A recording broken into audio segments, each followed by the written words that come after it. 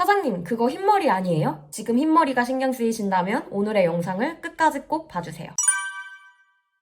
안녕하세요, 사장님, 사모님. 오늘도 건강한 하루 보내셨나요? 내일의 건강을 챙겨드리는 정비서입니다. 뽑아도 자꾸 나는 흰머리. 어떤 사람은 흰머리를 뽑으면 흰머리가 더 많이 난다는 이야기를 하는데요. 오늘은 흰머리의 원인과 흰머리를 뽑으면 안 되는 이유, 그리고 흰머리를 예방하기 위한 방법을 알아보겠습니다.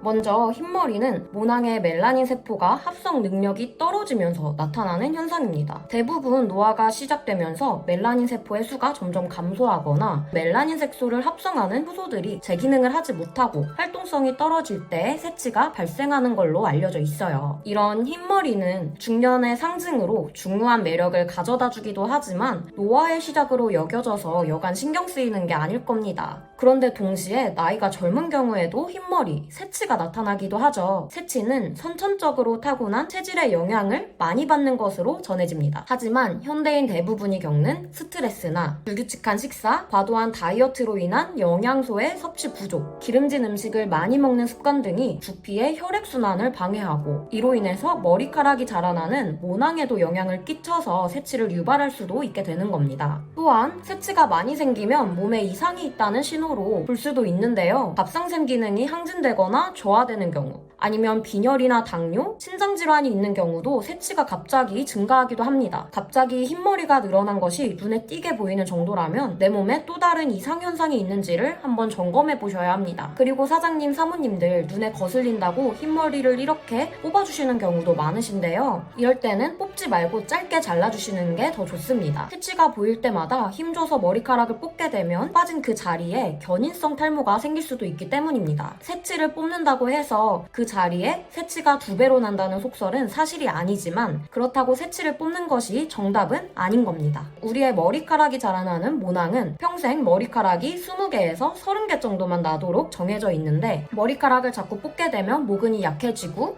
그래서 더는 이 모낭에서는 머리카락이 자라기 어려운 환경이 되기 때문입니다. 그래서 흰머리를 짧게 잘라주거나 차라리 염색을 하는 것이 뽑는 것보다는 훨씬 좋습니다. 하지만 염색약에 들어있는 화학 성분들은 두피에 자극을 주기 때문에 피부염을 유발할 수도 있어서 자주 염색을 하는 것도 좋지는 않습니다. 게다가 새치 염색을 반복적으로 하게 되면 두피 표면이 약해져서 피부염을 발생시킬 수도 있는데요. 전문가들은 이런 특정 성분들이 들어있지 않은 염색약을 쓰거나 염색 주기를 최대한 늦춰서 가급적으로 염색을 하지 않는 것이 좋다고 조언을 하기도 합니다. 마지막으로 한 번 자라는 새치는 다시 검은색 머리카락으로 돌아오지 않는다고 합니다. 흰머리나 새치로 인한 스트레스가 심하다면 생활 습관을 규칙적으로 바꾸고 균형 있는 식습관을 유지하는 것이 가장 중요하겠죠.